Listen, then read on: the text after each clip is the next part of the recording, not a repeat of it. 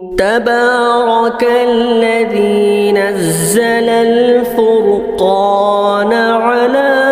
عبده ليكون للعالمين نذيرا۔ سوال کیا ہے مائک ٹیسٹنگ کے لیے سبحان اللہ، الحمدللہ یا اللہ اکبر اس جیسے الفاظ کا استعمال جائز ہے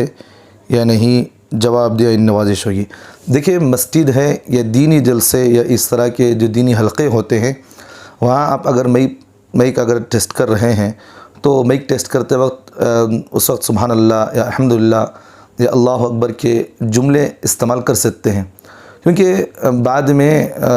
ہوتا یہ ہے کہ وہی جملے اس مائک میں استعمال کیے جاتے ہیں، اور آدمی ٹیسٹ کرنے والا یہی سوچتا ہے کہ بھئی بعد میں یہی جملے اس مائک میں کہا جائے گا،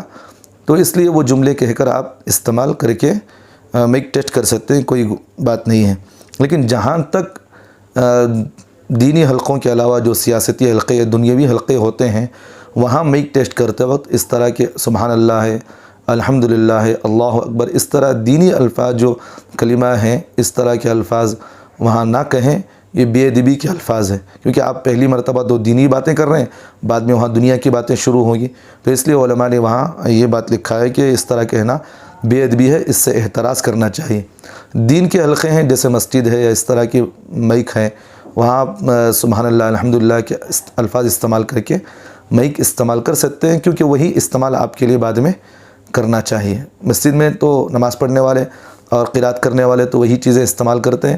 تو بعد میں لوگوں کو یہی معلوم ہوتا ہے کہ بھئی یہی چیزیں استعمال کرنا ہے، اور انہی الفاظ پر اگر مائک کے اندر کچھ گڑبڑ ہو تو وہاں ٹھیک کر دیں گے۔ لیکن اگر دنیاوی حلقوں کے اندر اس طرح کی چیزیں نہیں ہوتی، اس لیے وہاں بے ادبی کے امکانات زیادہ ہوتے ہیں، اور بے ادبی ہوتی بھی ہے وہاں پر، اس لیے وہاں نہیں کہنا چاہیے۔